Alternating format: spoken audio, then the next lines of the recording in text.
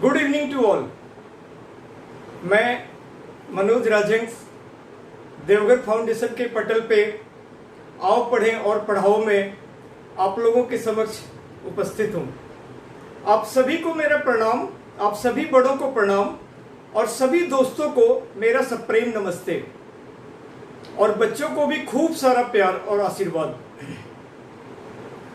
जैसा कि आप लोग देख रहे हैं कि देवघर फाउंडेशन जो शैक्षणिक कार्यक्रम चला रहे हैं उनमें हमारी कोशिश है कि सिर्फ स्कूल से ही रिलेटेड नहीं, हम कुछ बच्चों के लिए और इनफैक्ट वो बड़ों को भी काफ़ी यूज में है, वैदिक मैथ्स, जापानीज लैंग्वेज और फिर आगे फर्दर कई प्रोग्राम्स आप लोगों के सामने लाने का कोशिश में है कि हम आप लोगों को अलग अलग सब्जेक्ट्स फिजिक्स, केमिस्ट्री, बायो और डिफरेंट सब्जेक्ट्स को भी अपने बच्चों को अधिक से अधिक समझा सकें, बच्चे उसका फायदा उठा सकें।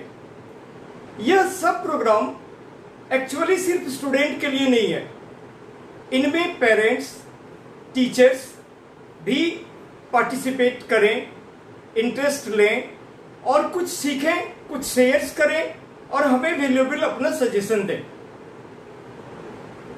मैं इस देवघर फाउंडेशन पटल पर आप लोगों का बहुत स्वागत करता हूं और आप लोगों ने एक जो नया इतना प्यार और एक नई जिम्मेवारी हमें सौंपा है, हम कोशिश करेंगे कि आपके आशाओं पर पूरी तरह से खरा उतरें।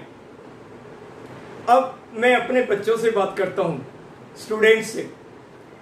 तो स्टूडेंट्स, आज हम लोग डिस्कस करेंगे calculus. Calculus actually 11th class में इंट्रोड्यूस कर दिया जाता है। 10th क्लास तक ये चीज़ें बच्चों को नहीं पढ़ाया जाता क्योंकि वो बहुत बेसिक लेवल माना जाता है 10th तक। कैलकुलस हमें मालूम है कि मैंने एक दिन कहा था कि मैथ्स का 3 पार्ट, ट्रिगोनोमेट्री, कैलकुलस और लॉगरिथम, ये बहुत ही इंपॉर्टेंट पार्ट है और बहुत हायर लेवल पे जितने भी रिसर्च वर्क हैं, साइंटिफिक वर्क है, इन सबों में कैलकुलस, ट्रिगोनोमेट्री और लॉगरिथम का बहुत यूजेस है। फिजिक्स में भी बहुत यूज है, वहां पर भी बच्चे डिफरेंशिएशन, इंटीग्रेशन पढ़ते हैं। तो हम बात करते हैं कैलकुलस का। हमारी पूरी कोशिश रहेगी कि हम, और रहती है कि हम बहुत बेसिक लेवल से स्टार्ट करके बिल्कुल टॉप लेवल तक जाएं, जहां पे आपको जेईई के लिए, एनडीए के लिए, बिटसेट के लिए और डिफरेंट कॉम्पिटिटिव लेवल एग्जाम्स के लिए भी हम आप तक पहुंच पाए, आपको उसका फायदा दिला पाए। लेकिन समय की बहुत ही निश्चित सीमा है हमारे पास और इसी सर्टेन पीरियड में हमें सब कुछ बताना होता है। फिर भी पूरी कोशिश रहेगी हम जितना ज्यादा आपको दे पाएं। तो बच्चों, कैलकुलस क्लास 11th में एक चैप्टर है लिमिट एंड कंटिन्यूटी और 12th में 48 मार्क्स का, जिनमें 5 पार्ट्स, डिफरेंशिएशन जिसको हम डेरिवेटिव भी कहते हैं, और फिर application of differentiation, integration, application of integration और डिफरेंशियल इक्वेशन। तो ये सारे 5 पार्ट्स मिलकर 48 मार्क्स, मतलब ऑलमोस्ट 50% कवर करता है। तो आज हम पार्ट करेंगे डिफरेंशिएशन का, जो इन सारे पार्ट्स को पढ़ने का जड़ है। अगर हम उसको क्लियर करेंगे तो आगे पूरा कैलकुलस हमारा ठीक चलेगा और फिर आप फिजिक्स भी अच्छा से कर पाओगे। बच्चे चाहे कॉमर्स स्ट्रीम से हो, ह्यूमैनिटी स्ट्रीम से हो, अगर उनका math one of the subject रहता है तो उनको ये पार्ट्स बिल्कुल अच्छे से पढ़ना चाहिए, जानना चाहिए। तो बच्चों, डिफरेंशिएशन में हम देखते हैं डिफरेंशिएशन का मतलब क्या होता है। हम कहते हैं डेरिवेटिव। डिफरेंशिएशन को हम लोग डेरिवेटिव भी कहते हैं। डेरिवेटिव, इसका मतलब क्या है? एक बार फिर आप लोगों से पूछना चाहेंगे कि मेरा लाउडनेस, वॉइस, बोर्ड, रिटन सब कुछ क्लियर है? Everything is okay? Everything perfect now? Good. Amazing, right. Now हम देखते हैं कि डेरिवेटिव डिफरेंशिएशन में तो कैलकुलस का क्या क्या पार्ट्स हम पढ़ते हैं वो हमने देख लिया। अब डेरिवेटिव किसको कहते हैं, तो हर बातें जैसे हमने पीछे भी कहा था जब हम क्वाड्रेटिक इक्वेशन क्लास 10th का स्टार्ट किए थे तो वहां पर भी हमारा आ गया था एक पॉलिनोमियल। हमने पॉलिनोमियल के बारे में शुरू में थोड़ा सा बताया। उसी तरह डेरिवेटिव हम किस तरह के फंक्शंस का करते हैं, है ना। अब फंक्शंस, मैंने एक वर्ड बोला फंक्शंस, वो आपने 11th क्लास में रिलेशन एंड फंक्शंस में डिफरेंट काइंड का functions, polynomial functions, integral functions, signum functions और डिफरेंट टाइप के फंक्शंस आपने पढ़ा। तो यहाँ पे जो हम डिफरेंशिएशन करते हैं यानी डेरिवेटिव करते हैं वो किस तरह के फंक्शंस का करते हैं और फिर उसका मीनिंग क्या होता है। तो हम सबसे पहले बात करते हैं मीनिंग का। तो जैसे हम जो भी फंक्शंस का डेरिवेटिव करते हैं उसको y से डिनोट करते हैं, y कह लें या f ऑफ x कह लें, f ऑफ x। अब जब हम डिफरेंशिएट करते हैं आफ्टर डिफरेंशिएट तो ये हमारा dy बाई dx हो जाता है और ये f डस्ट x हो जाता है। जब हम फंक्शंस को डिराइव करते हैं, डेरिवेटिव करते हैं तो उसको हम dy बाई dx कहते हैं और ये हमारा f डस्ट, इसको हम अगर f ऑफ x रहेगा तो उसको हम f डस्ट x कहेंगे। तो dy बाई dx का मीन क्या है, मतलब कि इसका मीन है d by dx of y, यानी कि ये हमारा इसका जो एक्चुअल मीनिंग है वो रेट ऑफ चेंज। अब रेट ऑफ चेंज मैं यहां पे बात कर रहा हूं, rate of change. Rate of change इसका मतलब है rate of change of y with respect to rate of change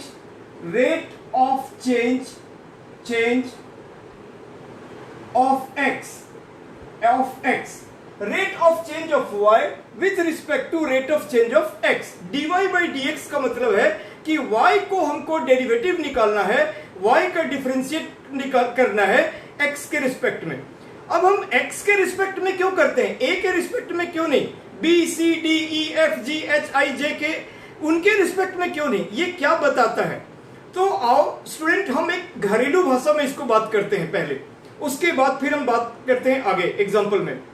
तो सपोज करो कि हम एक बच्चे, तुम लोग एग्जाम देते हो और तुम्हें 100 मार्क्स में 30 मार्क्स एग्जैक्टली पासिंग मार्क्स है या 33 मार्क्स जो है उतना तुम्हें मिलता है और तुम अपने पेरेंट्स को सुनाते हो कि मॉम डैड मम्मी पापा मैं पास कर गया, मैं मैथमेटिक्स में पास कर गया और मेरे कॉलोनी के जितने दोस्त मेरे साथ पढ़ते थे, मेरे कोलिग्स, वो सारे लोग फेल कर गए, सिर्फ अकेला मैं ही ऐसा हूं जो मैं पास कर गया हूं। तो तुम्हें अप्रिसिएशन मिलेगा अपने मम्मी डैडी से, वाह बेटा बहुत अच्छा, नाम करोगे ऐसा। फिर थोड़ी ही देर बाद आपके मॉम डैड कहते हैं अच्छा बेटा बताओ कि तुम्हारे स्कूल में हाईएस्ट कितना लाया, तो बोलो उनको छोड़ो ना, फिर बोलते नहीं बताओ ना, तो फिर बोलते हाईएस्ट तो 100 ही लाया। बोलते अच्छा आउट ऑफ 100 में 100 या 99 आउट ऑफ 100। तो आपको डांट पड़ती है, प्यार नहीं मिलता कि तुम 30 नंबर लाकर अपने सारे नालायक दोस्तों से आगे हो तो तुम खुश हो, और जो अपने उस हायर लेवल का जो स्टूडेंट है वो भी तुम्हारे क्लास का स्टूडेंट है, तो तुम अपना कंपैरिजन उसके रिस्पेक्ट में क्यों नहीं बात करते हो। यस फ्रेंड, यस स्टूडेंट, हम वहां अपना जो है उनके कंपैरिजन में, उनके रिस्पेक्ट में बात करते हैं कि अगर वो 100 में से या हमारे पड़ोसी का बच्चा 100 में से 99 नंबर लाता है तो हम 33 नंबर क्यों। तो वही है x।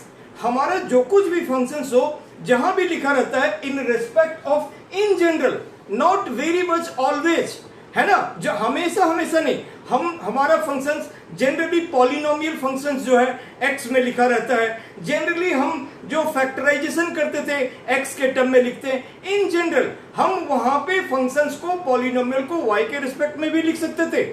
उसी तरह यहाँ पे फंक्शन हमारा अलग अलग a p t z कुछ भी हो सकता है, लेकिन इन जनरल हम लोग x के रिस्पेक्ट में लिखते हैं, इसीलिए x के रिस्पेक्ट में हम डिफरेंशिएट करते हैं। ये बात आप लोग को क्लियर हो गया होगा कि x के रिस्पेक्ट में हम डिफरेंशिएट क्यों करते हैं।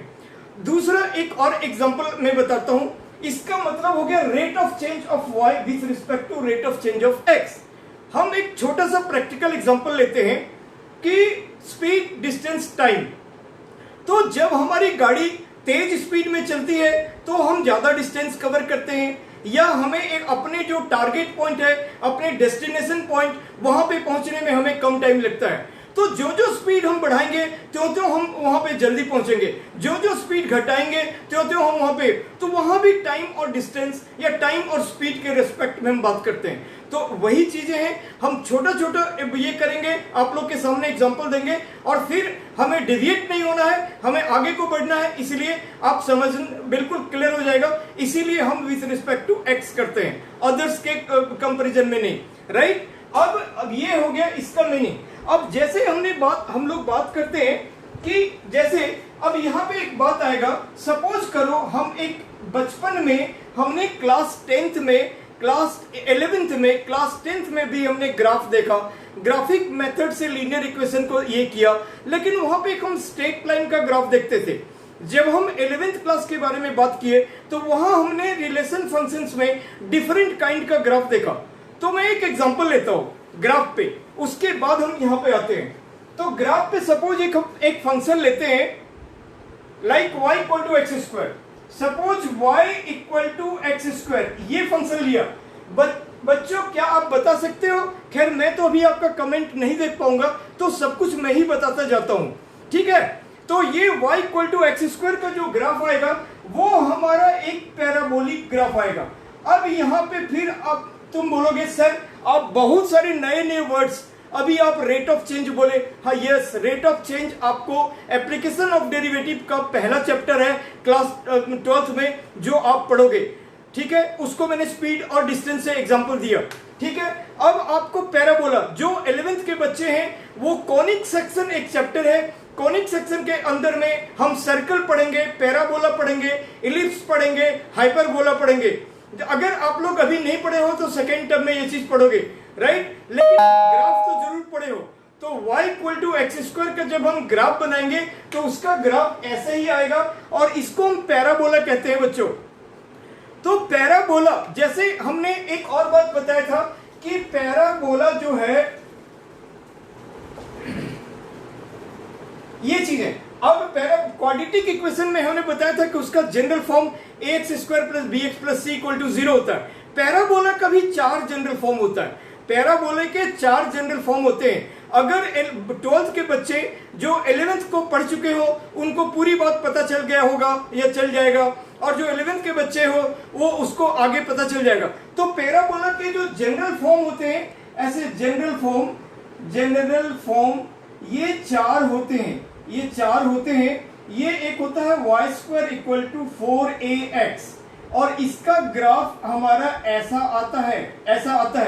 एक होता है y square equal to -4ax, और इसका ग्राफ हमारा ऐसा आता है, x एक्सिस नेगेटिव एक्सिस के ये में, और x square equal to 4ay, ये y के सराउंडिंग्स हमारा पॉजिटिव y एक्सिस में आता है, और दूसरा x square equal to -4ay, तो ये नेगेटिव y एक्सिस के सराउंडिंग में आता है। तो बच्चों बेसिकली मेरा पर्पस जो है, हम आपको डिफरेंशिएशन पढ़ा रहे हैं तो बड़ा ही कोर वहीं पे सिर्फ एक लिमिटेड जगह में कंसंट्रेट नहीं करना चाहते हैं। हम आपको वेग नॉलेज देना चाहते हैं, कंप्लीट आइडिया देना चाहते हैं, जिससे कि आप मैथमेटिक्स को एकदम काफी इजी समझना शुरू कर दो कि बहुत इंटरेस्टिंग, सबसे इंटरेस्टिंग पेपर, और मजा आता है करने में। और ऐसे डिस्क्रिप्शन तो हर जगह आपकी क्लैरिटी लेवल एकदम परफेक्ट रहना चाहिए। तो ये पैराबोला के ये 4 इक्वेशन होता है। एनीवे हम अभी पैराबोला नहीं पढ़ेंगे, तो उसी टाइप का जो ग्राफ है वो यही है। ये x square equal to 4ay, यानी कि ये बेसिकली इस वाले टर्म को ये इंडिकेट करता है। तो मैं इसको मिटा रहा हूं, मेरा जो लाइव क्लास को आप फिर देखोगे तो आपको सब कुछ पता चल जाएगा। ये हमारा जनरल फॉर्म था पैराबोला का। तो मैंने डिफरेंशिएशन को ग्राफ से समझाने की कोशिश की है। तो यहां पर हम देखते हैं कि सपोज करो एक हम इसमें पॉइंट लेते हैं, सपोज करो यहां पे हमने एक पॉइंट लिया और एक इस पॉइंट पे हमने टेंजेंट ड्रॉ किया, इस पॉइंट पे हमने टेंजेंट ड्रॉ किया, राइट। हमने एक पॉइंट ले लिया यहां और इस पॉइंट पे हमने ऐसे टेंजेंट ड्रॉ किया। एक पॉइंट हमने यहां भी लिया, इस पॉइंट से भी हमने टेंजेंट ड्रॉ किया। तो दोनों ही टेंजेंट यहां पे, यहां के बाद अब ये जो लाइन है, ये अपना एक लाइन हो गया, ये एक लाइन हो गया। तो हम एक पॉइंट यहां पे लिए, एक ग्राफ पे यहां पे लिए, ये एक रेट ऑफ चेंज के अकॉर्डिंग चेंज हो रहा है, ये एक सर्टेन रेट ऑफ चेंज के अकॉर्डिंग चेंज हो रहा है। इसका जो वैल्यू है ये यहां पे कुछ और होगा, यहां पे कुछ और होगा। तो इस लाइन का हम सबसे पहले स्लोप निकालते हैं, हर लाइन का स्लोप निकाल सकते हैं। बच्चों हम लोग कैसा भी लाइन हो, कर्व्ड लाइन नहीं, स्ट्रेट लाइन किसी भी टाइप का हो, अगर एक ग्राफ है ऐसे है, ऐसे है, ऐसे है, ऐसे है, किसी भी तरह का स्ट्रेट लाइन है, वहां हम उसका स्लोप निकाल सकते हैं। देखो बच्चों, हम लोग चाहते तो आपको विनय सर ने भी याद होगा, आपको नंबर सिस्टम में कितनी गहराई का नॉलेज दिया आपको, बिल्कुल यह आपको कहीं नहीं पता चलेगा। स्कूल में टीचर ना तो आप बुक में इतना पढ़ोगे, ना ही अदर बुक में आपको इतना बेहतर तरीके से डिस्क्राइब एक जगह मिलेगा समराइज, ना ही स्कूल के टीचर इतने नहीं पढ़ाते हैं। स्कूल में अपना एक लिमिट है कि हमको इतना कवर करना है, लेकिन हमारा पर्पस वो नहीं है। हमारा पर्पस है आपको बेहतर नॉलेज देना, तो हम आपको डेप्थ तक में बताएंगे, ठीक है। तो हम हर लाइन का, हर स्ट्रेट लाइन का हम लोग स्लोप निकाल पाते हैं। अब यहाँ पे इसी तरह से यहाँ पे एक चेंज हो रहा है, हमने टेंजेंट लिया, यहाँ पे एक टेंजेंट लिया। अब मैं फिर से दो वर्ड यूज कर रहा हूँ, एक वर्ड यूज कर रहा हूँ, पहले मैंने एक वर्ड यूज किया पैराबोला, एक वर्ड यूज किया फंक्शन, डिफरेंट काइंड का फंक्शन थोड़ा इंट्रोड्यूस किया, फिर पैराबोला बोला क्या है, हल्का सा उसको जानकारी दी, कहाँ है वो, किसको पढ़ना है, किसको नहीं पढ़ना है। अब मैं एक वर्ड यूज करता हूं स्लोप को हम लोग ग्रेडियंट भी कहते हैं, और स्लोप को स्मॉल m से डिनोट किया जाता है। तो स्मॉल m इक्वल टू होता है tan थीटा। तो एक तो स्लोप निकालने का ये फॉर्मूला है, small m equal to tan theta, और दूसरा स्मॉल m इक्वल टू, अगर सपोज करो यहां का कोऑर्डिनेट अगर हम x1 y1 माने, x1 y1, और यहां का कोऑर्डिनेट अगर हम x2 y2 माने, तो इसका slope y2 minus y1 upon x2 minus x1। और ये सब चीजें आपको 11th क्लास के स्ट्रेट लाइन जो बहुत बड़ा चैप्टर है, ट्रिगो और स्ट्रेट लाइन, ये दो चैप्टर बहुत बड़े चैप्टर हैं, सबसे ज्यादा मार्किंग स्कीम इसी में होता है, ठीक है। उनमें इन सारी चीजों की बारीकियां आपको पढ़नी है, आपने पढ़ा होगा और आपको बेहतर तरीके से जानना चाहिए। तो m equal to tan theta और m equal to y2 minus y1 upon x2 minus x1, और हम लोग किसी भी स्ट्रेट लाइन का स्लोप निकाल सकते हैं। यहां भी हम इस स्ट्रेट लाइन का स्लोप हमने इससे निकाला। और टेंजेंट तो आपने क्लास 10 में पढ़ा होगा कि अगर कोई भी कैसा भी सिचुएशन है, अगर एक पॉइंट से टच करता हुआ अगर कोई लाइन जाता है तो उसको हम टेंजेंट कहते हैं। तो एनीवे बच्चों, हम लोग ग्राफ के थ्रू से कि यहां पर भी एक रेट ऑफ चेंज के अकॉर्डिंग यहां पे चेंज हो रहा है, तो उसी को हम कहते हैं डेरिवेटिव। उसी को, जो एक फंक्शन किसी सर्टेन रेट ऑफ चेंज पे चेंज हो रहा हो, उसी चीज को हम डेरिवेटिव भी कहते हैं, और डेरिवेटिव का ही नाम डिफरेंशिएशन है। बच्चों यहां पे मैं एक चीज आपको क्लियर करना चाहता हूं, डिफरेंशिएशन और डिफरेंशिएबिलिटी, इन दोनों में डिफरेंस है। जब हम लिमिट एंड कंटिन्यूटी या फिर कंटिन्यूटी एंड डिफरेंशिएबिलिटी की बात करेंगे तो वहां पे मैं बेहतर डिस्क्राइब करूंगा। अभी हम देखते हैं कि यहां पे अब है कि हम लोग किस किस टाइप के फंक्शन का डेरिवेटिव आपने समझ लिया होगा, किस टाइप के फंक्शन का डेरिवेटिव निकालते हैं। तो एक वर्ड है आइलेट, ILATE, इन वर्डों के रिस्पेक्ट में हम डिफरेंशिएशन निकालते हैं। ILATE, तो I का मतलब होता है इनवर्स फंक्शन, और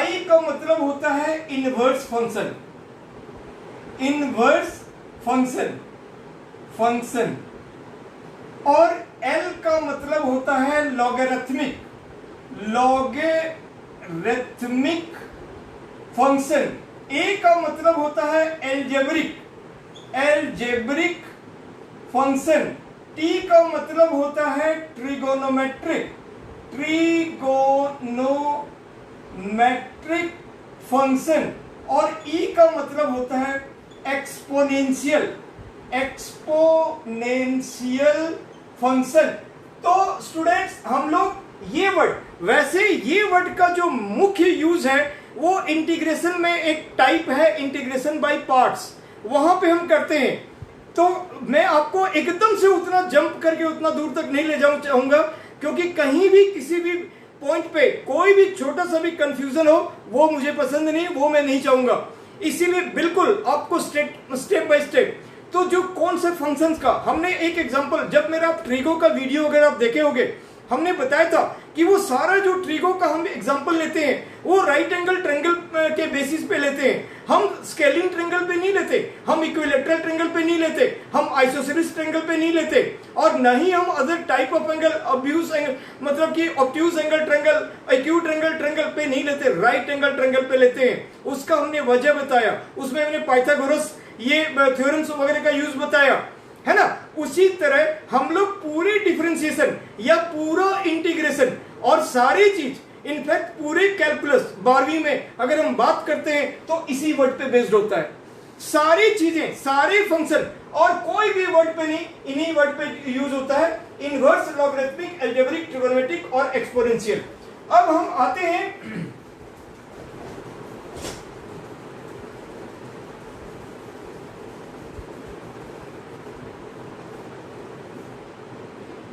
डिफरेंशिएशन। बेसिकली जो करने का तरीका होता है वो दो टाइप से हम लोग करते हैं। एक होता है फर्स्ट प्रिंसिपल,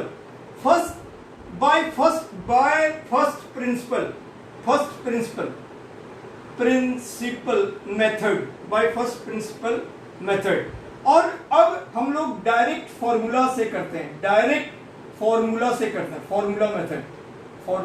मेथड। अब इसके बारे में मैं आपको बताता हूं कि स्टूडेंट फर्स्ट प्रिंसिपल आपने 11th क्लास में इंट्रोड्यूस किया गया है, और अब 12th में भी शुरू में आता था, अब ये सिलेबस से हटा दिया गया है। उसके सवाल थोड़े लंबे होते हैं, बड़े होते हैं, और छोटे छोटे मात्र फंक्शंस का हम फर्स्ट प्रिंसिपल के थ्रू से निकालते हैं। बड़े और कॉम्प्लेक्स फंक्शंस का सिर्फ हम डायरेक्ट फॉर्मूला से डिफरेंशिएट निकालते हैं। तो हम लोग डायरेक्ट फॉर्मूला वाला ही चलेंगे। जैसे पहले जो कंपाउंड इंटरेस्ट कैलकुलेट होता था, वो हम पहले क्या करते थे, 1 ईयर का सिंपल इंटरेस्ट को एक सर्टेन फिगर, एक सर्टेन प्रिंसिपल का सर्टेन रेट पे, सर्टेन जो हमारा 1 ईयर के लिए हम इंटरेस्ट निकालते थे, फिर उस इंटरेस्ट पार्ट को हम प्रिंसिपल में ऐड करते थे। वो नेक्स्ट ईयर का, मतलब सेकेंड ईयर का बिगिनिंग का प्रिंसिपल आ जाता था। फिर उस प्रिंसिपल पर उस सर्टेन रेट ऑफ इंटरेस्ट के अकॉर्डिंग हम इंटरेस्ट निकालते थे। फिर जितना इंटरेस्ट हुआ वो वाला चीज फिर हमारा जो सेकेंड ईयर का प्रिंसिपल हुआ करता था उसमें ऐड करते थे, और फिर तीसरे साल का निकालते थे। तो ये काफी लेंदी प्रोसेस होता था। बाद में जब हमने आगे फॉर्मूला से बनाया तो A = P × 1 + R/100 का पावर n, इस फॉर्मूला से हमने अमाउंट निकाला, और अमाउंट में से फिर प्रिंसिपल को माइनस किया, कंपाउंड इंटरेस्ट निकला। तो इसी तरह हम लोग बाकी सारी चीजें डायरेक्ट फॉर्मूला से निकालना शुरू कर दिए। ठीक है, अगर मैं फर्स्ट प्रिंसिपल को बताऊं अभी, तो हम लोग सिर्फ और सिर्फ वहीं रह जाएंगे, बहुत छोटा सा पार्ट कवर हो पाएगा। मैं चाहता हूं मैक्सिमम पार्ट कवर हो, इसलिए उसको कभी बाद में वो नहीं भी आता है, और चांसली अगर आ गया तब भी बहुत लेस मार्क का 2 मार्क का क्वेश्चन आता है।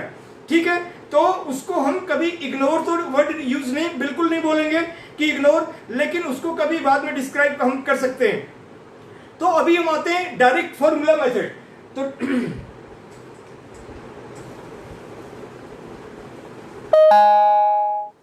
अब हमने देखा कि बेसिकली कौन से टाइप, मतलब क्या क्या रूल अप्लाई करते हैं, क्या क्या रूल अप्लाई, किस टाइप से हम टाइप ऑफ डिफरेंशिएशन, अगर हम कहते हैं टाइप ऑफ डिफरेंशिएशन, वो तो था कि उस टाइप के फंक्शंस को हम करते हैं, राइट। उसके बाद अब हम लोग आते हैं टाइप ऑफ डिफरेंशिएशन।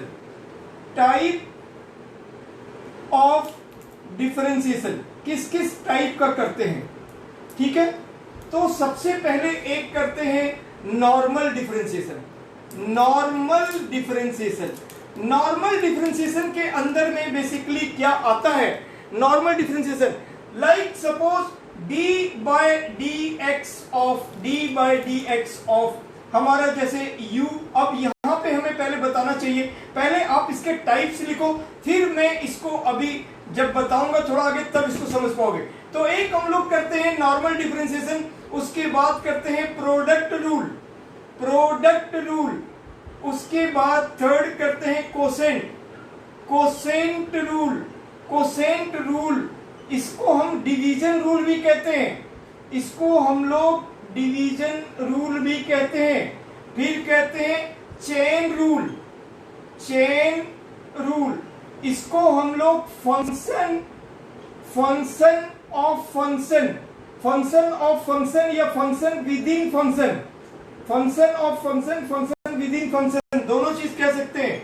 उसके बाद है implicit, implicit function, implicit rule, implicit rule. फिर हम लोग पैरामेट्रिक, पैरामेट्रिक ये रूल कह लो, फंक्शन कह लो। फिर यहां पे हम लॉगरिथमिक, लॉगरिथमिक, उसके बाद inverse, inverse rule, exponential, exponential rule. तो ये सारे, उसके बाद हम लोग second order derivative, second order derivative, derivative. तो ये normal differentiation, product rule, quotient rule, इसको हम डिवीजन रूल भी कहते हैं, chain rule, implicit rule, parametric rule, logarithmic rule या function, inverse function, exponential function, second order derivative. उसका फिर हम हायर ऑर्डर डेरिवेटिव भी कह सकते हैं। तो यहां पे हायर ऑर्डर डेरिवेटिव, उसके बाद होता है nth। तो यहां पे मैं अभी जो 12th लेवल तक पढ़ना है पहले मैं उसके बारे में बात करता हूं, फिर आगे। तो ये 10th हो गया सेकेंड ऑर्डर डेरिवेटिव। उसके बाद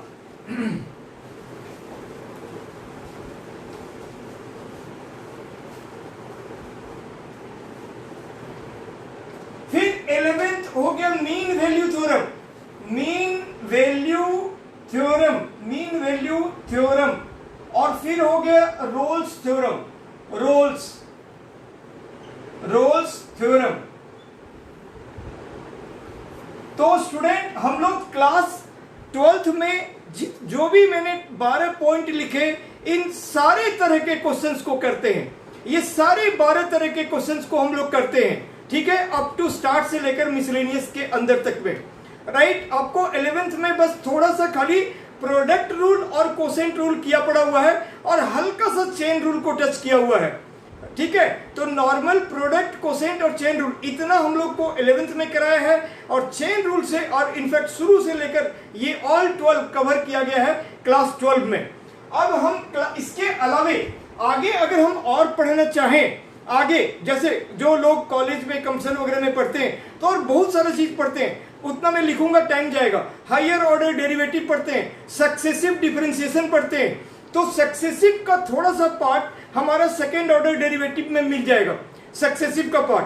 तो ये सब चीज nth ऑर्डर डेरिवेटिव करते हैं कि एक फंक्शन को अगर n टाइम करेंगे तो क्या आएगा, nth ऑर्डर डेरिवेटिव करते हैं। और इसके बाद फिर और भी बहुत आगे है, ऑर्डिनरी डिफरेंशियल इक्वेशन है, पार्शियल डिफरेंशियल इक्वेशन है, पार्शियल डिफरेंशिएशन है। इस तरह से बहुत डिफरेंशिएशन इटसेल्फ में बहुत ज्यादा चीजें हैं, कम नहीं है। कॉलेज के लिए, कंपटीशन के लिए, बीटेक में जो बच्चे पढ़ते हैं, जो बीएससी ऑनर्स कर रहे हैं, वो लोग बहुत अधिक पढ़ते हैं, बहुत अधिक।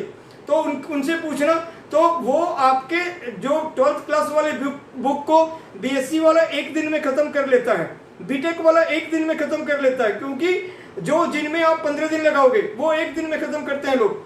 तो खैर चलो, हम आपके लिए बात कर रहे हैं। तो इस तरह से अब हम लोग आते हैं जो अलग अलग चीज का डिफरेंशिएशन कैसा होता है, पहले हमें ये जानना चाहिए। तो सबसे पहले हम बात करते हैं algebraic function, algebraic function. Student, कोई भी constant d by d x of any constant का डिफरेंशिएशन 0 होता है। d by d x of any constant, constant means अगर मैं बात करूं d by d x of 5 तो वो 0 होगा, d by d x of a तो वो 0 होगा। लेकिन ठीक है, d by d x of a हमारा कांस्टेंट है। फंक्शन क्या है? सिर्फ हमारा y और x फंक्शन है। y फंक्शन है x के रिस्पेक्ट में, इसीलिए हमारा कोई भी, चाहे वो प्लस में हो, माइनस में हो, अदर वेरिएबल हो, y और x को छोड़कर अगर हम x के रिस्पेक्ट में बात कर रहे हैं तो all other than x and y all are constant, treated as constant. तो ये हमारा कांस्टेंट है। कोई भी कांस्टेंट का डेरिवेटिव जो है डिफरेंशिएशन 0 होता है। अब मैं बात करता हूं D by d x of x, यानी x का x के रिस्पेक्ट में डिफरेंशिएशन 1 होता है। x का x के रिस्पेक्ट में डिफरेंशिएशन 1 होता है। x का x के रिस्पेक्ट में डिफरेंशिएशन 1 होता है। Right student? अब ठीक है, अब यहाँ पे अगर मैं एक कांस्टेंट को सपोज करो 3x, अगर मुझे इसका डिफरेंशिएशन करना हो तो हम 3 को बाहर रखकर, कांस्टेंट को बाहर रखकर d by d x of function x करेंगे, तो ये 3 इंटू 1 मतलब 3। तो इस तरह से कोई कांस्टेंट अगर इंडिविजुअल अकेला है तो उसका 0, और अगर कोई x है खाली तो x का पावर 1 और 3x। अगर ऐसे कोई एक कांस्टेंट मल्टीपल है फंक्शन से तो कांस्टेंट को बाहर रखकर और उसके बाद हम डिफरेंशिएट करेंगे। तो ये बिल्कुल बेसिक है। अब हम आते हैं जो एक हमारा सबसे मुख्य फॉर्मूला है। तो सबसे मेन इंपॉर्टेंट फॉर्मूला जो अलजेब्रिक फंक्शन में हम करते हैं वो d by d x of x का पावर n। ये बहुत पेरेंटल फॉर्मूला है। जैसे जब हम हर जगह ट्रिगो की बात करते थे तो हमने बताया 3 पेरेंट फॉर्मूला होते हैं, sine square theta plus cos square theta equal to 1, sec square theta minus tan square theta equal to 1, cosec square theta minus cot square theta equal to 1। सारे सब्सिडियरी फॉर्मूला वही 3 से निकलते हैं। Similarly ये algebraic function का parental formula है, x का power n equal to n x का पावर n माइनस 1। तो स्टूडेंट जो कुछ भी डिपेंड करेगा वो यहाँ से ऐसे ही हम काम करते हैं। एक ये बिल्कुल इंपॉर्टेंट फॉर्मूला है, ठीक है। जो भी पावर है वो बाहर आ जाता है और फिर वो x रहेगा और उस पावर माइनस 1। अब इसके आप जितना चाहो एग्जांपल देख सकते हो। अब d by d x of, अगर सपोज करो 4x का पावर 3 है, अगर ऐसा है तो हमें 4 को बाहर रखना चाहिए और d by d x of x Q करना चाहिए, d by d x of x Q करना चाहिए। उसके बाद 4 इंटू ये एक्स क्यू का डिफरेंशिएशन हो जाएगा 3x का पावर 2। कैसे हुआ? 3x का पावर 2, तो 3 बाहर आ गया, जो n है पावर वो बाहर आ गया, और फिर x का पावर उस पावर माइनस 1। तो इसीलिए अब ये हो गया 12x स्क्वायर, 12x स्क्वायर। तो शॉर्टकट्स में तो हम आपको एग्जांपल देते हुए आगे बढ़ेंगे। इसी तरह से अगर हमारा सपोज करो ये दो फंक्शन, ये बहुत यूज का, बहुत सारे बच्चे इसको गलत करते हैं 1 बाय एक्स। तो 1 बाय एक्स का कोई बच्चा log x बोल देता है, तो वो कुछ ज्यादा ही पढ़ लिया होता है क्योंकि वो इंटीग्रेशन के बारे में बात करता है, ठीक है, कि log x का डिफरेंशिएशन होता है 1 बाय एक्स, इसीलिए 1 बाय एक्स का इंटीग्रेशन होता है log x, ना कि 1 बाय एक्स का डिफरेंशिएशन होता है log x। तो कभी भी अगर आपका अपॉन में आता है और ऊपर में, अगर ऊपर में भी फंक्शन और नीचे में भी फंक्शन, यानी ऊपर भी x का टर्म और नीचे भी x का टर्म, अगर ऐसे गिवन है तो हम कोसेंट रूल लगाएंगे, और अगर ऐसा गिवन नहीं है, अगर ऊपर में कांस्टेंट है तो हम इसको ऊपर ले लेंगे। तो इसका मतलब ये हो गया d by d x of x का पावर माइनस 1, और हम रूल के अकॉर्डिंग देखते हैं कि इसका ये क्या हो गया माइनस 1x का पावर माइनस 2। और बच्चों हम नेगेटिव एक्सपोनेंट में आंसर नहीं छोड़ते हैं, इसीलिए इसको हम लोग फाइनली कहेंगे minus 1 by x square, minus 1 by x square. तो जो जितने एक लिमिटेड एग्जांपल देने से और आपकी सारी क्लैरिटी हो जाए, उसको करते हुए हमको आगे बढ़ना है। तो इस तरह से ये हो गया। फिर और अब एक और बहुत जरूरी आता है डी। अब इसी तरह यहाँ पे जो कुछ भी आएगा हम उसको इसी पैटर्न पे करेंगे। एक आता है रूट एक्स, तो रूट एक्स का डिफरेंशिएशन क्या होता है? रूट एक्स का हम इसको कह सकते हैं D by d x of x का पावर 1/2। अब ये हमारा बाहर आ गया, x का 1/2 बाहर, ये हो गया 1/2 माइनस 1, यानी कि 1/2 x का पावर माइनस 1/2। तो हम नेगेटिव एक्सपोनेंट में आंसर नहीं छोड़ते हैं, इसीलिए यहाँ पे हो गया x का पावर 1/2। यानी कि बेसिकली इसको हम 2√x, तो 1/x के टर्म में 1/x अगर कभी रहेगा टर्म में नहीं, डायरेक्टली 1/x रहेगा तो उसका डिफरेंशिएशन -1/x² होगा, और अगर √x होगा तो उसका डिफरेंशिएशन 1/2√x होगा। अब इसी तरह का और जो रहेगा, तो ये हमारा अलजेब्रिक फंक्शन था। अब हम लोग लॉगरिथमिक, अब हम लोग देखते हैं अलजेब्रिक फंक्शन का डिफरेंशिएशन कैसे होता है, वो चीज हमने देखा। अब हम लोग बात करते हैं लॉगरिथमिक फंक्शन, लॉगरिथमिक फंक्शन, ठीक है। इनमें बड़ा छोटा सा हमें सिर्फ एक एग्जांपल अभी यही जानना है कि d/dx ऑफ log x जो है वो 1/x होता है, d/dx of log x 1/x होता है। अब हम बात करते हैं एक्सपोनेंशियल फंक्शन का, एक्सपोनेंशियल फंक्शन का बात करते हैं। तो एक्सपोनेंशियल फंक्शन में d/dx ये एकमात्र ऐसा फंक्शन है जो बड़ा ही बिंदास है, बड़ा ही एकदम एंजॉय करता है, डिफरेंशिएशन भी सेम, इंटीग्रेशन भी सेम। तो e⁻x का जो डिफरेंशिएशन है वो e⁻x ही होता है। और अगर एक कभी d/dx ऑफ a का पावर x का अगर फंक्शन रहेगा a का पावर x, तो वो होता है a का power x log a base e। बच्चों इसका भी हम और भी डिस्क्राइब करेंगे, base e, exponential base. By default base is 10, what is natural base, what is exponential base, we I all things describe later on, because वो यहाँ का पार्ट नहीं है। तो एक्सपोनेंशियल फंक्शन में a का पावर, सपोज करो अगर हम एक एग्जांपल ले लिए 5 का पावर x, तो उसका डेरिवेटिव हो जाएगा 5 का power x log 5 base e, क्योंकि वो हमारा a की जगह में 5 है। तो ये हमारा लॉगरिथमिक फंक्शन था, ये हमारा एक्सपोनेंशियल फंक्शन था। अब हमारे पास दो और टाइप के फंक्शन है, ट्रिगोनोमेट्रिक और इनवर्स, तो हम उस पे आते हैं।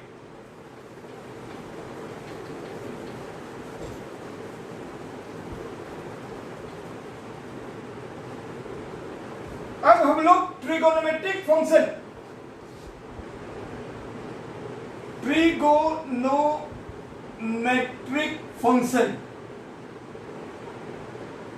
ट्रिगोनोमेट्रिक फंक्शन हम देखते हैं कि there are 6 trigonometrical ratio, sine, cos, tan, cot, sec, cosec.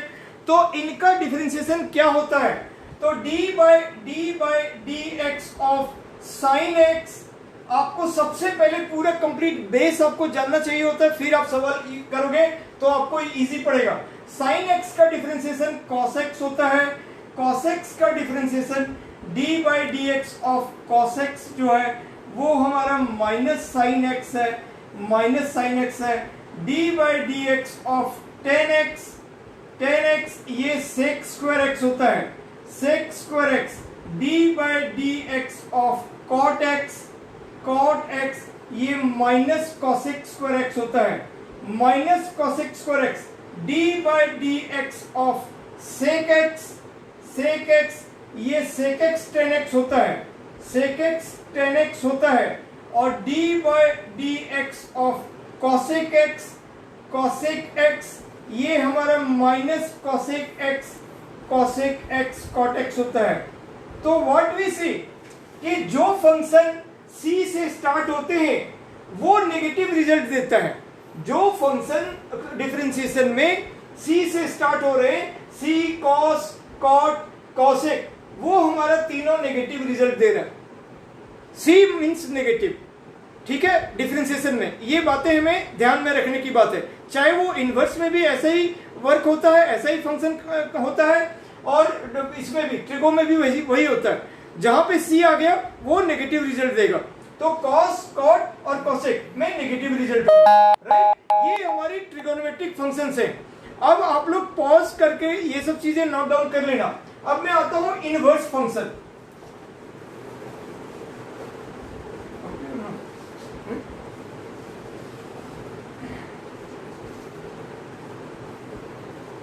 अब हम लोग आते हैं इनवर्स फंक्शन। देखना दूसरा, इनवर्स फंक्शन, इनवर्स फंक्शन। तो d by d x of sine inverse x, sine inverse x जो है वो होता है 1 by under root 1 minus x square. d by d of sine inverse x 1 by under root 1 minus x square. d by d x of cos inverse x, cos inverse x होता है minus लग जाएगा और यही result होगा 1 by under root 1 minus x square, 1 minus x square.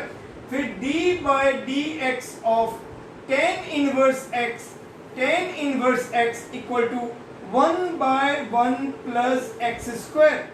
फिर d by d x of cot inverse x, cot inverse x equal to same चीज, यही चीज रिपीट होता है आगे माइनस और d by d x of sec inverse x, sec inverse x हमारा 1 by x into under root x square minus 1, x square minus 1।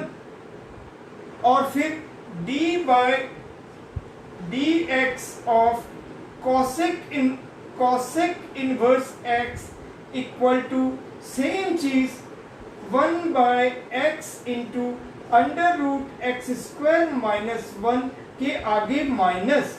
तो यहां पर भी वही होता है, जो c से स्टार्ट हुआ सब हमें माइनस रिजल्ट दिया। और यहां पे सिर्फ तीन ही बातें याद रखनी होती है, साइन का साइन इनवर्स, टेन इनवर्स और फिर सेक इनवर्स। क्योंकि कॉस वही वाली चीज रिजल्ट देता है माइनस साइन के साथ, कॉट वही देता है माइनस साइन के साथ और कॉसेक फिर वही देता है माइनस साइन के साथ। तो इस तरह से जितने भी टाइप के फंक्शंस थे आइलेट में वो सारा हमने डिस्कस कर लिया, सारे हमने डिस्कस कर लिया। अब हम लोग सवाल देख सकते हैं, जो अलग अलग टाइप अलग अलग रूल्स हमने बताया था उसका हम सवाल देख सकते हैं। ये सारे टाइप के सारे फंक्शंस के हम लोगों ने इसका डिफरेंशिएशन क्या होता है वो सारा चीजें देख लिया, ठीक है। इसके बाद अब हम लोग आते हैं पहला नॉर्मल,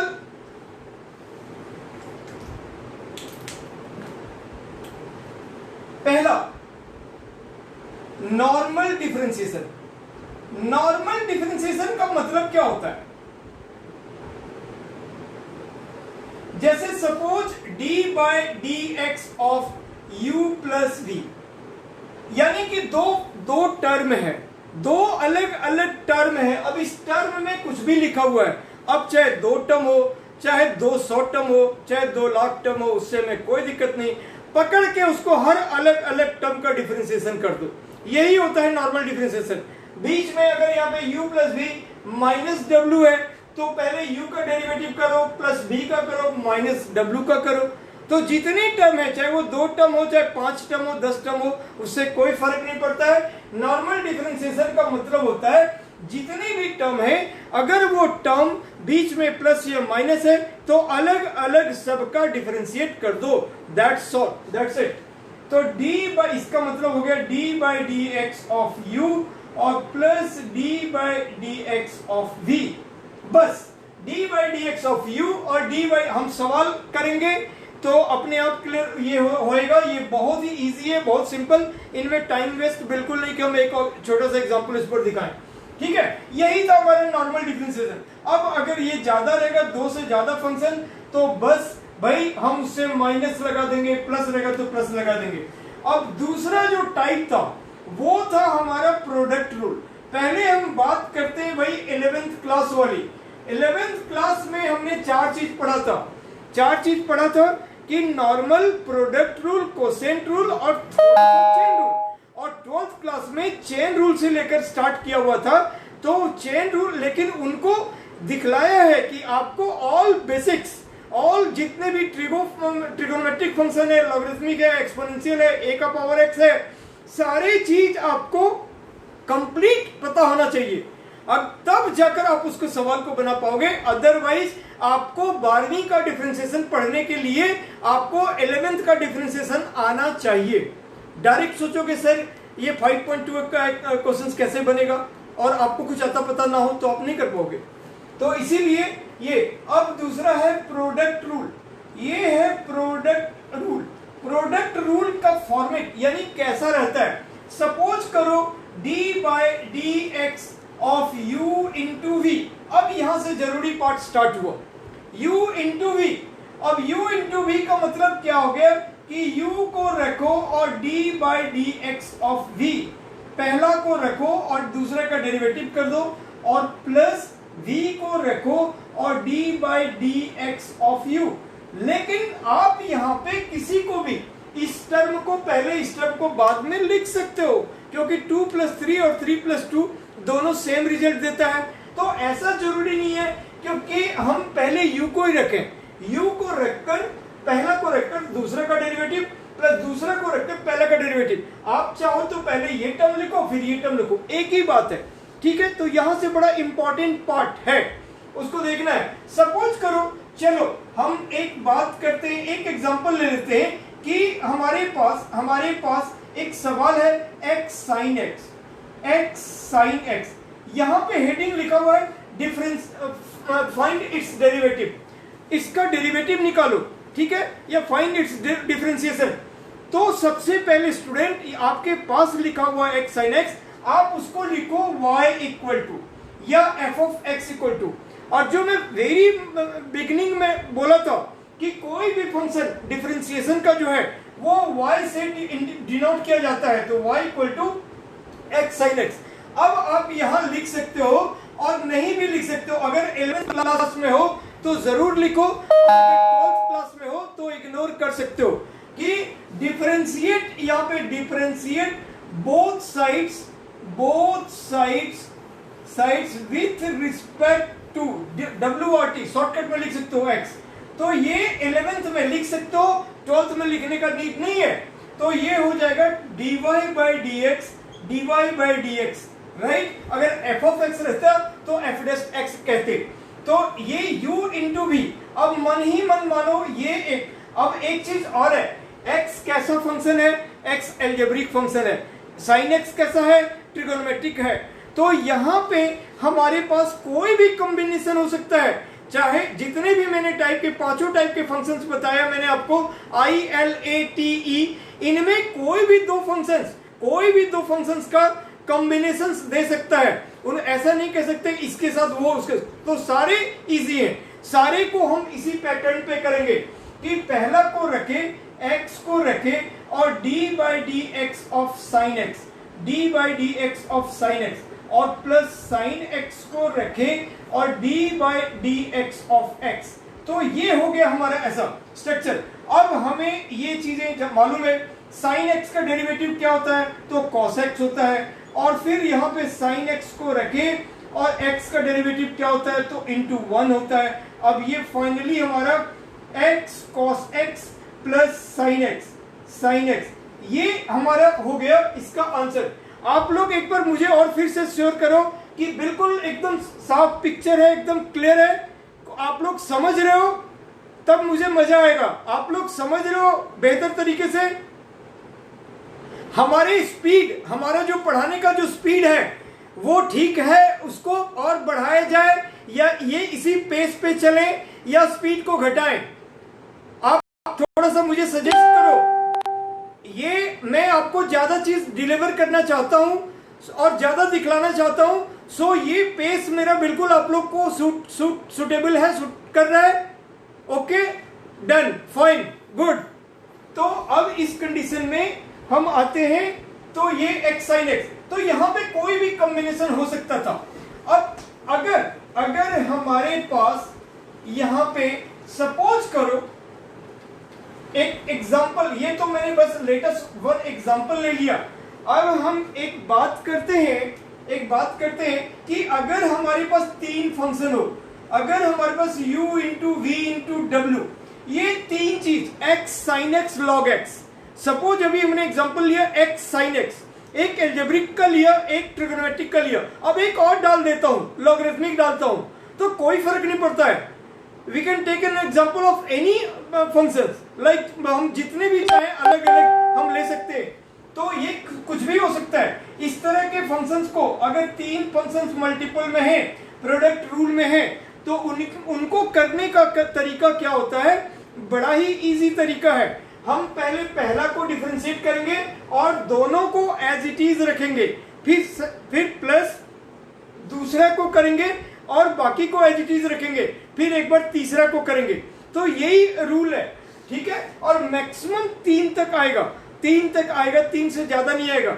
लेकिन उसको मैं और एक बात बता, पहले मैं इसको लिखता हूं कि हमने पहले पहला को डिफरेंशिएट किया, यानी कि v और w को रखा और d by d x of u, plus अब हम एक बार दूसरे को करेंगे, यानी v को डिफरेंशिएट करना है तो हम u और w को रखेंगे, तो u इंटू डब्ल्यू ऐसे रखेंगे और d by d x of v, और प्लस एक बार w को करेंगे तो u और v को रखेंगे और d by d x of w।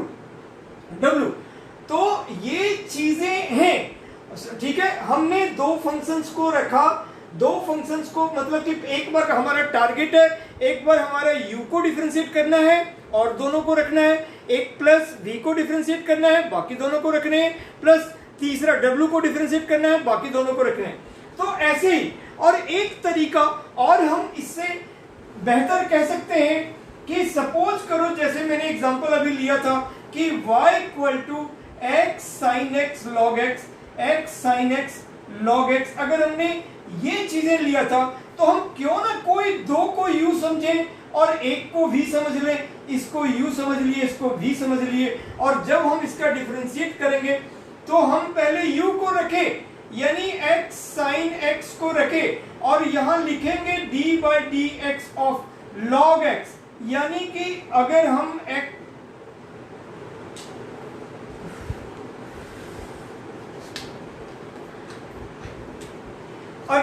x sin x को रखें, x sin x को रखें और d by d x of log x, क्यों ना हम 2 फंक्शन को u मान लें और एक फंक्शन को, किसी भी 2 फंक्शन को u मान सकते हैं। तो इसको रखें d by d x of log x, plus log x को रखें और d by d x of x sin x, हम ऐसा करेंगे। इसके बाद अब जिसको रखना है वो तो एज इट इज ही रहेगा, और log x का डिफरेंशिएशन यानी 1/x होता है, और यहाँ पे हमने log x को रखा और x sin x, ये अगेन u इंटू v का फंक्शन बन गया। तो u इंटू v का फिर फंक्शन बना तो वहां पे फिर प्रोडक्ट रूल अप्लाई होएगा। तो फिर हम x को रखें और d बाई डी एक्स और फिर से लिखेंगे sin x और प्लस sin x को रखें और d by d x of x, ये चीजें हो जाएगा। तो अब क्या हो जाएगा, ये x और x कट गया, यहां पे हो जाएगा हमारे पास एक टर्म sin x और प्लस ये log x है और ब्रैकेट में x और sin x का डेरिवेटिव cos x और प्लस sin x और x का डेरिवेटिव 1, इसलिए वो कोई इंपैक्ट नहीं करेगा, कोई इफेक्ट नहीं करेगा, और यही चीज हमारा आंसर हो गया। इससे ज्यादा हमको और सॉल्व करने का नीड नहीं है।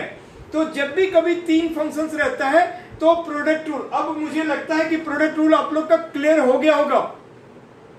स्टूडेंट क्लियर है प्रोडक्ट रूल? अगर कोई एक आध सवाल और देखने का होगा तो बाद में देखेंगे, मुझे लगता है अब तक क्लियर हो गया होगा पूरी तरह से। Is it clear? गुड। अब हम आते हैं तीसरा रूल, कोसेंट रूल।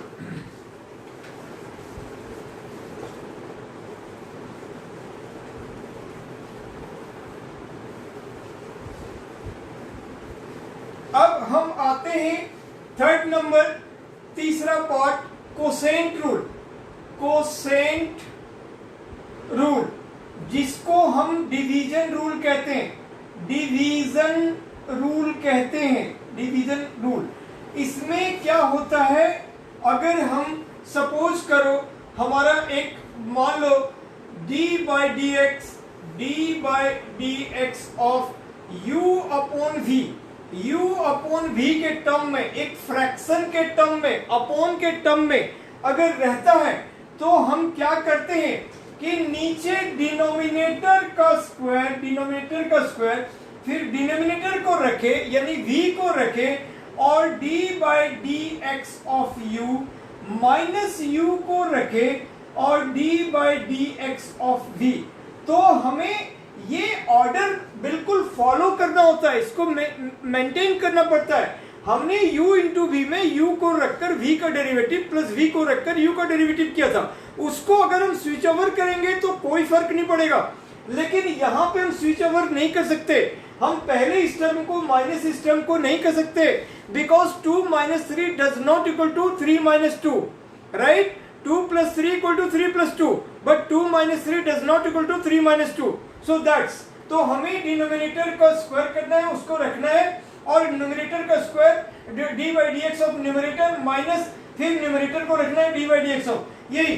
अब सपोज करते हैं, मान लेते हैं हम एक एग्जांपल ले लेते हैं, y equal to a x plus b upon c x plus D.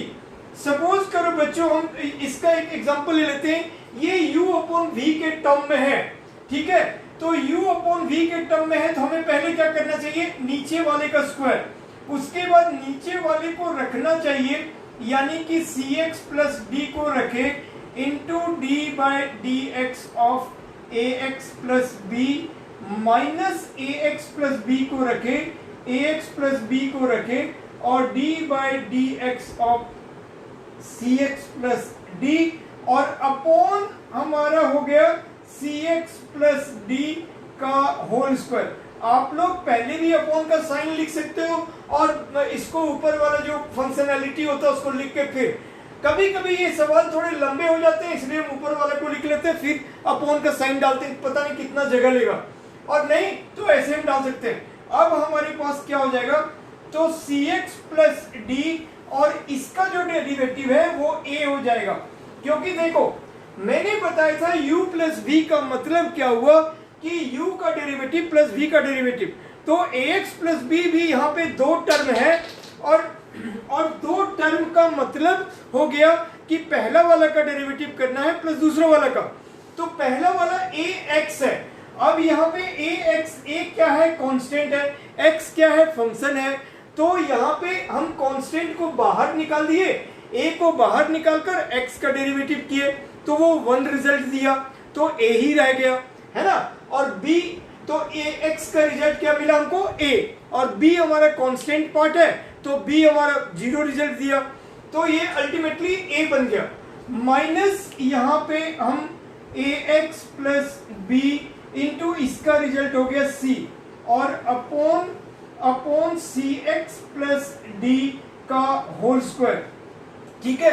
अब हम इसको मल्टीप्लाई कर सकते हैं, तो a c x plus a d minus a c x, right, a c x और माइनस बी सी, और अपॉन हमारा सी एक्स प्लस डी का स्क्वायर। अब a c x plus minus कट गया, तो ये हो गया हमारे पास a d minus b c upon c x plus d का होल स्क्वायर। बस ये हमारा आंसर आ गया। Is it clear?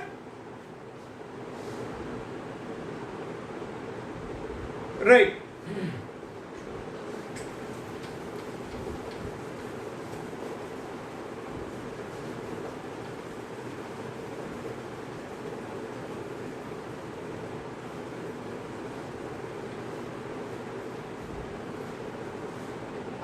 अब हम एक और सवाल इस पर लेते हैं, D by d x of अगर सपोज करो e का पावर x और अपॉन लॉग x, ऐसा कुछ रहता है।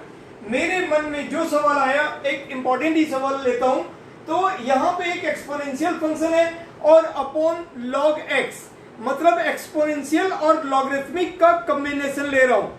तो फिर सिमिलरली ये दोनों ही x है, तो यहाँ पे अब हमारा चला जाएगा कि log x का होल स्क्वायर, और फिर log x को रखे into d by d x of e का पावर x, और माइनस e का पावर x को रखे D by d x of log x, d by dx of log x। अब ये हो गया log x इंटू e का पावर x का डेरिवेटिव e का पावर x माइनस e का पावर x और into 1 by x, log x का डेरिवेटिव 1 बाय x और अपॉन log x का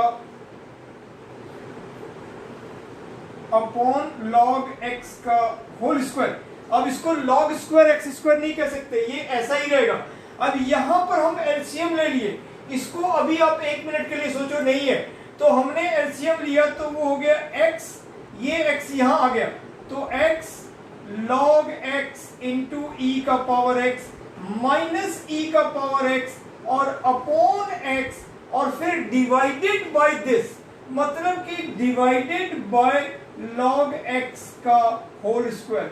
हमने न्यूमरेटर को सॉल्व किया तो ये आया और ये चीजें डिवीजन में है इसलिए डिवाइडेड बाय दिस कर दिया और अब ऊपर में e का पावर x कॉमन ले लिए और ये बन गया x log x माइनस 1 और इनटू करेंगे तो ये 1 अपॉन हो जाएगा तो x log x का होल स्क्वायर।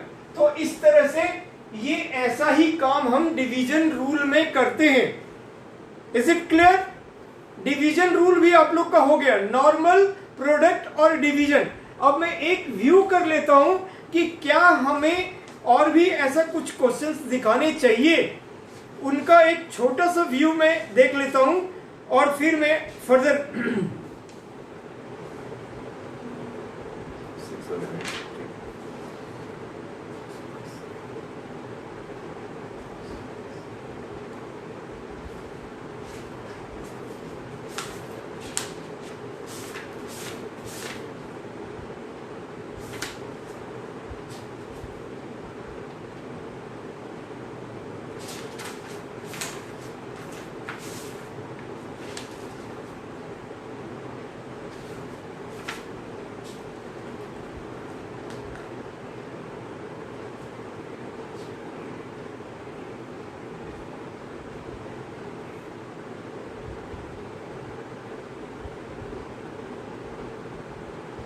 नहीं बच्चों, अब आप लोग बिल्कुल कर लोगे।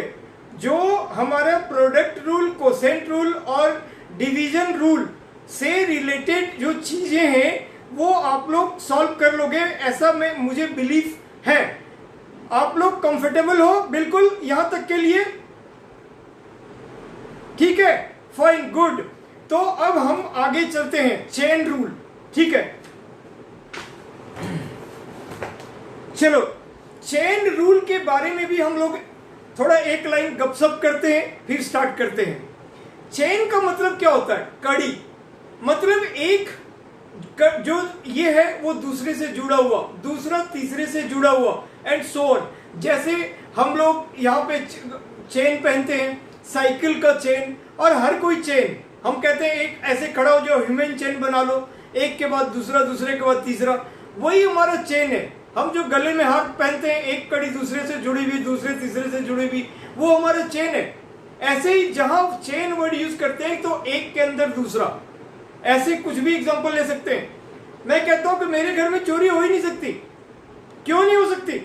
क्योंकि हमने सिक्योरिटी लेवल इतना टाइट रखा है कि अगर हमारा चोर बाहर का दरवाजा एक बार खोलेगा, एक बार पहले उसको लोहे या स्टील का गेट उसको काटना पड़ेगा, फिर दूसरा मेन डोर आएगा, मेन डोर के बाद हमारा बेडरूम का डोर आएगा, फिर उसमें हमारे गोदरेज का डोर आएगा, फिर उसके अंदर में एक और लॉक आएगा, तो तब तक, और उसके बाद उसको उसके अंदर में एक और मिलेगा, उसका मिलना जाना तो कुछ नहीं है और उसको मशक्कत मेहनत इतना करना पड़ेगा।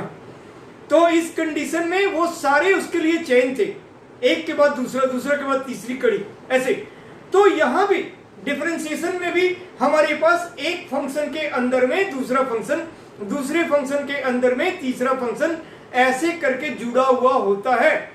तो वहां पे हम लोग कैसे उसको करते हैं, कैसे उसको सॉल्व करते हैं चेन रूल को।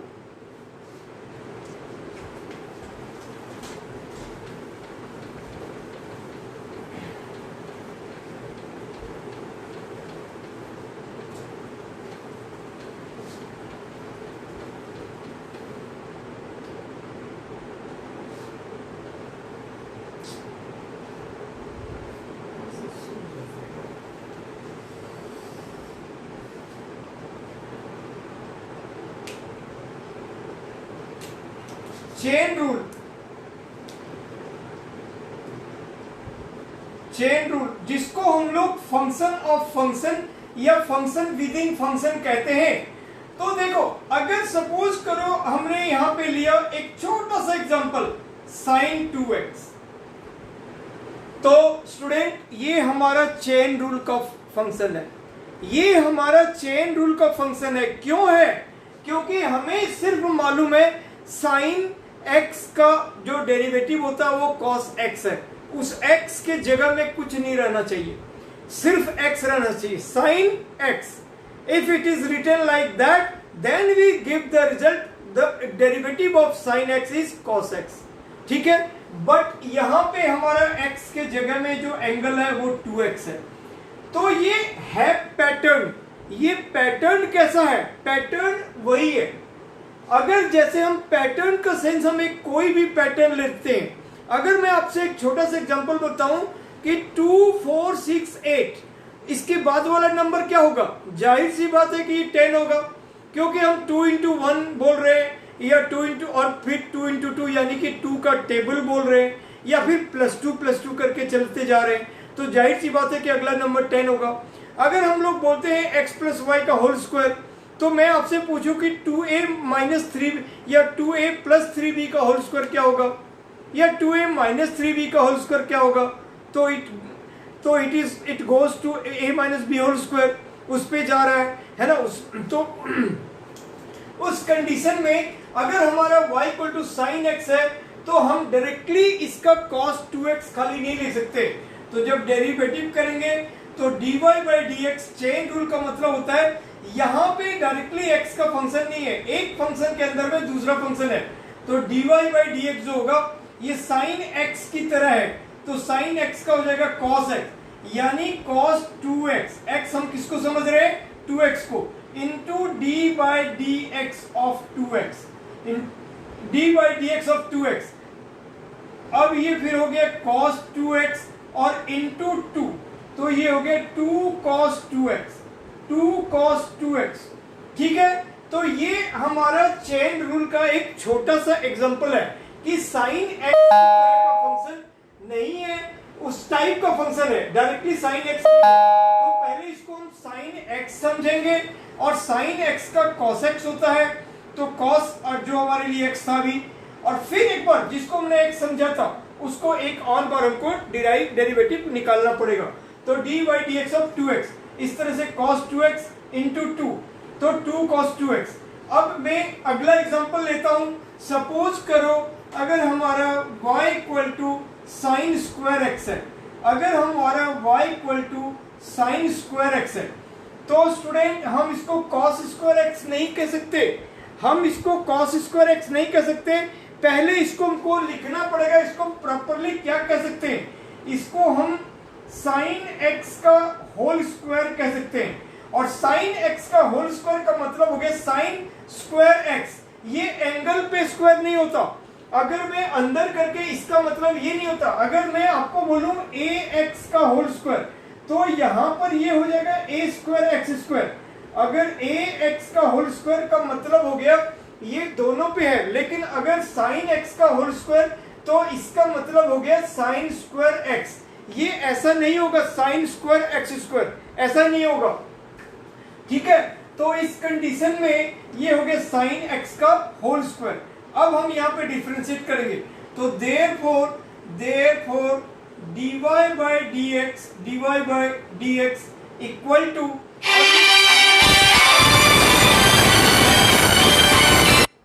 sin x का होल स्क्वायर। तो ये कैसे किस पैटर्न पे गया? ये x² के पैटर्न पे गया। तो x² का मतलब हो गया x के, वो क्या होता है nx का पावर n-1, जो हमने अभी प्रीवियसली देख लिया।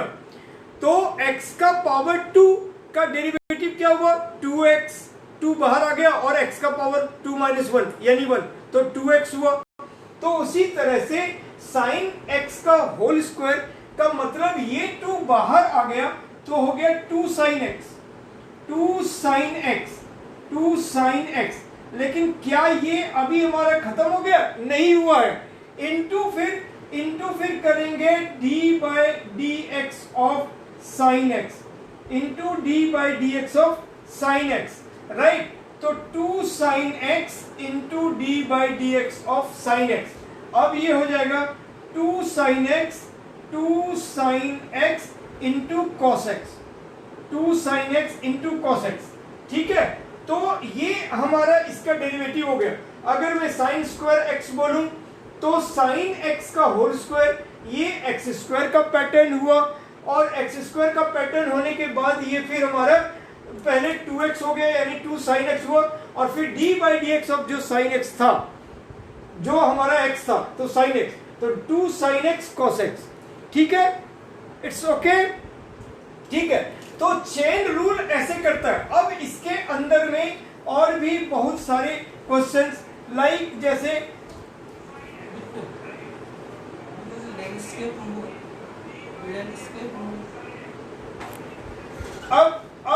अब जैसे हम इस अब जैसे हम एक और एग्जांपल लेते हैं। चलो y इक्वल टू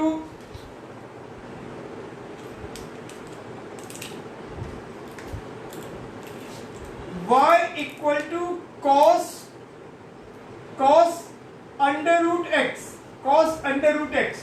अब देखो फिर से same y equal to cos under root x, तो यहां पे हमारा dy by d x equal to cos x के पैटर्न पे है। तो कॉस एक्स के पैटर्न पे है तो वो हो जाएगा माइनस साइन एक्स, तो माइनस साइन एक्स के जगह में हो जाएगा root x into d by d x of root x.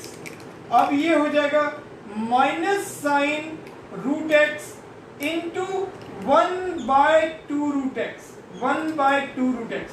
तो बस ये हो जाएगा minus sine root x upon 2 root x, upon 2 root x. तो ये ऐसा होता है चेन रूल। अब हम एक आध क्वेश्चंस और देख लेते हैं चेन रूल पे, ठीक है। तो चेन रूल ऐसे ही होता है, एक के अंदर में एक। उसके बाद अब एक दो क्वेश्चंस हम देख लेते हैं और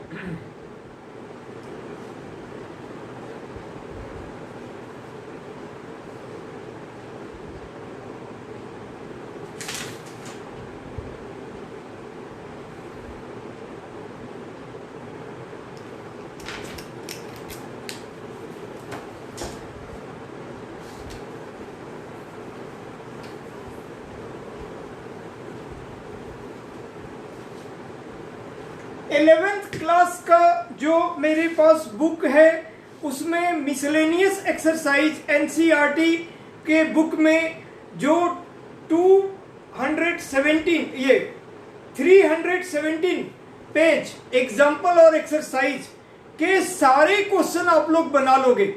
मैंने जितना डिस्क्राइब किया ये पूरे कंप्लीट बेसिक है और इसके सारे क्वेश्चन आप लोग से बन जाएगा। अब हम 12th का थोड़ा सा कुछ क्वेश्चन पे आते हैं, जो क्योंकि वहीं पे हमें एक अच्छा क्वेश्चन और दिखेगा मिलेगा, क्योंकि यहां तक हमने पूरी बातें आप लोग को बता दिया। ये बातें सब आप समझ गए, ठीक है? यहां तक ओके है, ठीक है।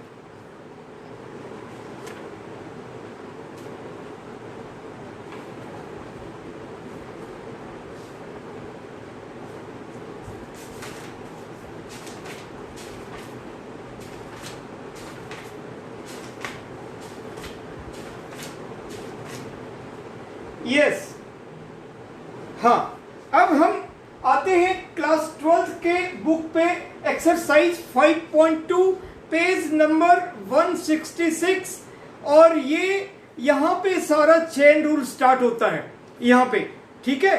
तो वो सवाल कुछ मैं आपको और दिखाता हूँ जिससे आपको और क्लैरिटी यहाँ पे क्लियर हो जाएगा। तो जैसे साइन एक्स स्क्वायर प्लस 5 एक सवाल है जो है साइन एक्स स्क्वायर प्लस 5, तो हमारे पास dy बाई डी एक्स है, dy बाई डी एक्स ये साइन एक्स के पैटर्न पे है। तो साइन एक्स का हो जाएगा साइन एक्स का हो जाएगा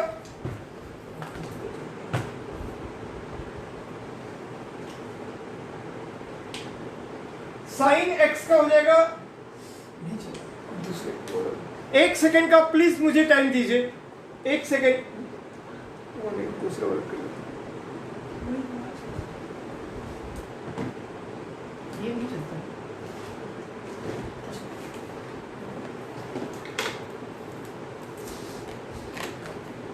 मेरे मार्कर्स वगैरह सब आज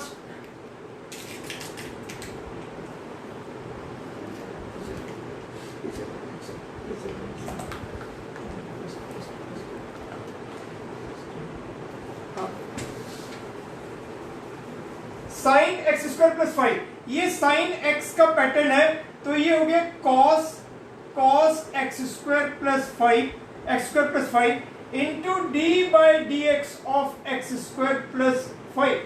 जो भी हमारा साइन एक्स के टाइप का था तो हो गया पहले cos x into d by d x of x square plus 5।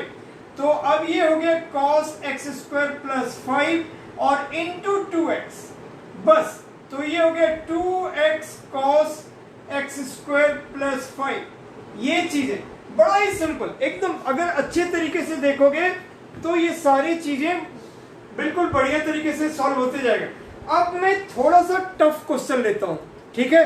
अब आप लोग इतना प्रिपेयर हो गए कि हैंडल कर सकते हो, तो थोड़ा सा मैं स्टैंडर्ड करता हूं आप ही के बुक से, ठीक है। नॉर्मल नहीं, क्वेश्चन नंबर 4 लेता हूं। Sec 10 root x, just a minute.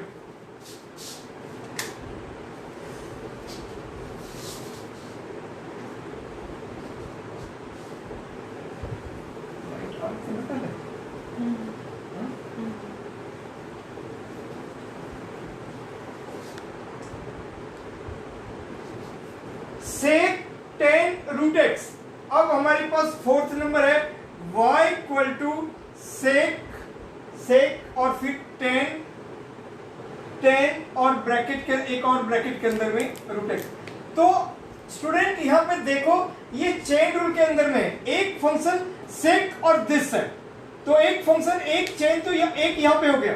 फिर उसके अंदर में जाएंगे तो 10 दिस है और फिर उसका इटसेल्फ ये, तो 3 बार फंक्शन ये ब्रेकअप में है। तो देयरफॉर अब इसका अगर हम dy बाई dx निकालेंगे तो क्या हो जाएगा, ये इसको पहले हम सेक और इसको हम x समझेंगे, ये वाला पोर्शन को हम x समझेंगे, तो ये हो गया सेक x। और सेक x का डेरिवेटिव होता है सेक x tan x, राइट। तो ये सेक x के पैटर्न पे है। अब ये हो गया सेक x,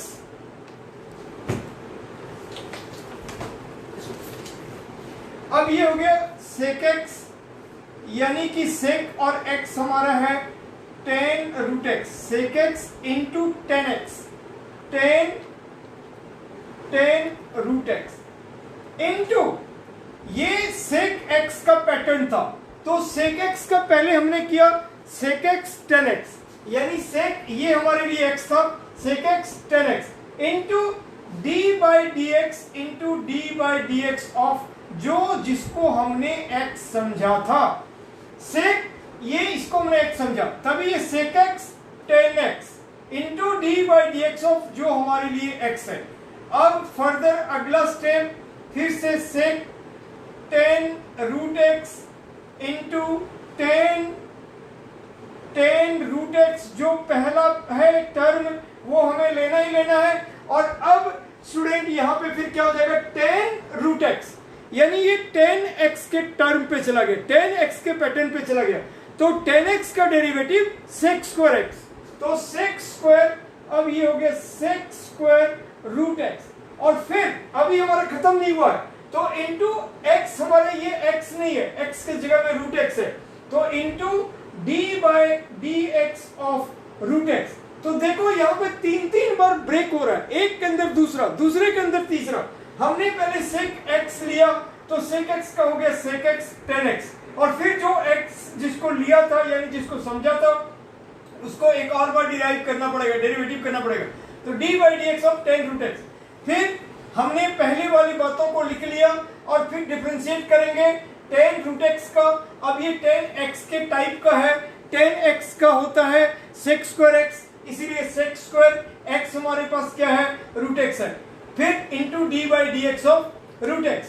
तो अब ये as it is will sec 10 root x into 10 10 10 root x और इंटू 1/2 रूट एक्स। ये आंसर हो गया, बस यहीं पे आंसर हो गया।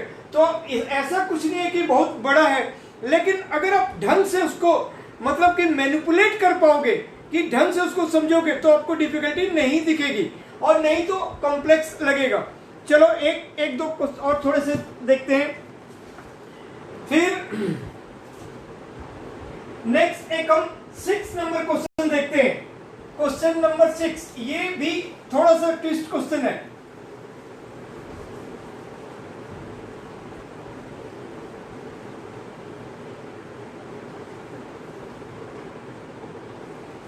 उसके बाद क्वेश्चन नंबर 6 है cos x का पावर 5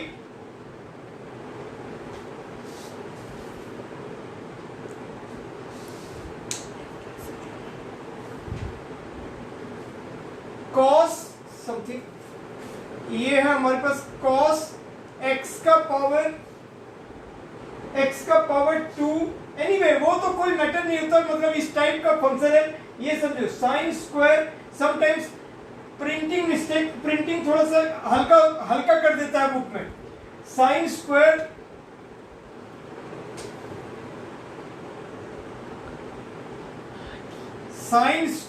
एक्स का पावर 5, ठीक है। समटाइम्स प्रिंटिंग हल्का प्रिंट रहने से देखने में ये होता है, कोई सूझ नहीं है। ऐसा हमारे पास फंक्शन है, cos x square into sine square x का पावर 5, ठीक है। तो ये हमारा y है। अब हमारे पास dy/dx, हमें क्या करना चाहिए? तो यहाँ पे हमें एक टर्म को u मानना चाहिए और एक टर्म को v मानना चाहिए और प्रोडक्ट रूल अप्लाई करना चाहिए। तो पहले हमने पहला टर्म को रखा, cos x स्क्वायर को रखा और into dy/dx of sine square x का पावर 5 और फिर प्लस उसको रखा, साइन स्क्वायर x का पावर 5 को रखा into dy/dx of cos x square, right. अब ये फिर हमारा cos x स्क्वायर है और ये साइन स्क्वायर x की तरह बन गया।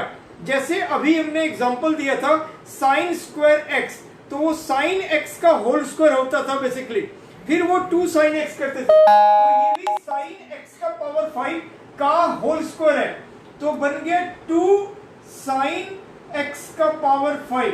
2 ये जो है वो साइन x का पावर 5 का होल स्क्वायर है, तो वो 2 बाहर आ गया, तो 2 साइन x का power 5 into dy/dx of sine x का पावर 5 और प्लस साइन स्क्वायर x का पावर 5 इंटू यहाँ पे cos x स्क्वायर।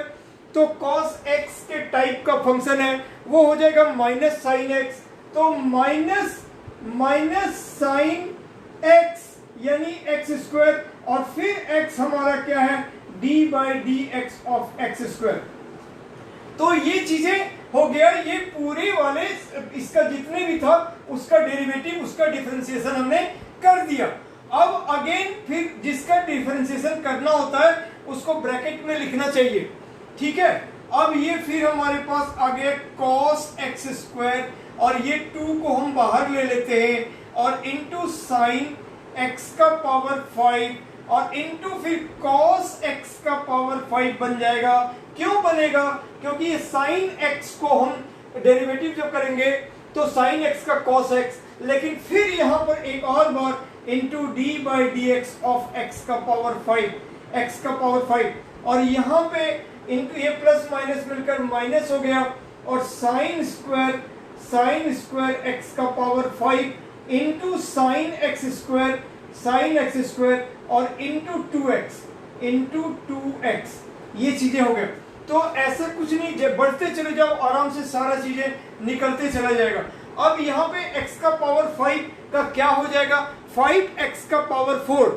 तो 5x का पावर 4, पहले हमें कोई भी टर्म में प्लस या माइनस, अगर माइनस होता है तो वो पहले हमें माइनस साइन को इंडिकेट करना चाहिए, फिर नंबर को लिखना चाहिए, फिर एल्जेब्रिक टर्म को लिखना चाहिए, फिर ट्रिगोनोमेट्रिक टर्म को लिखना चाहिए। ये एक ऑर्डर होता है उसको लिखने का।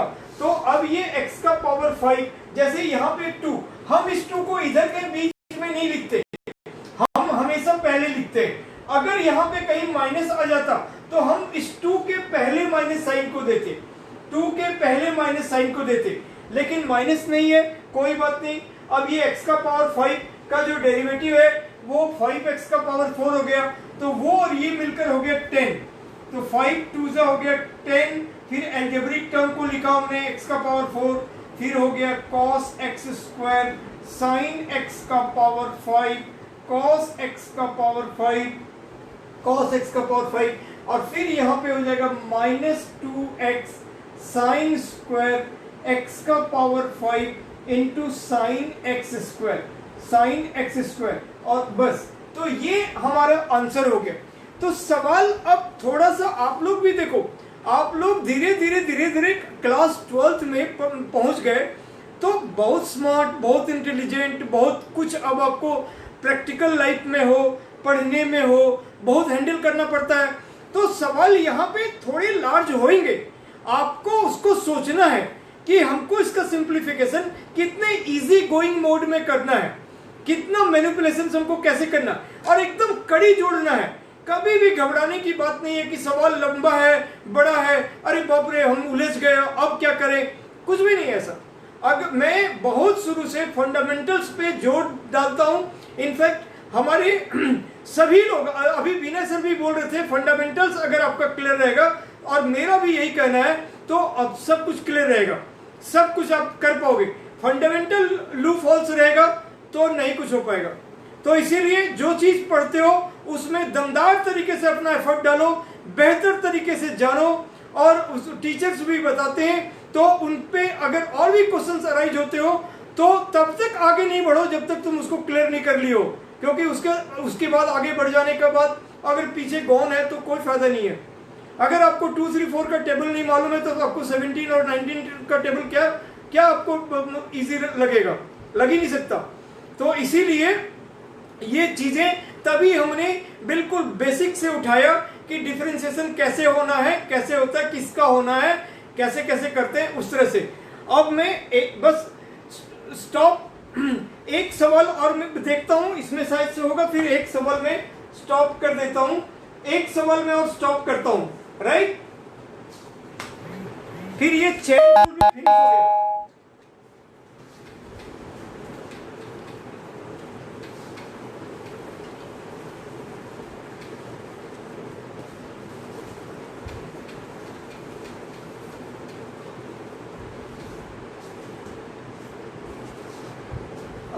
ये है एक सवाल 2 अंडर रूट 2, ये भी थोड़ा सा ट्विस्टेड सवाल है student. 2 under root cos x square under root cos x square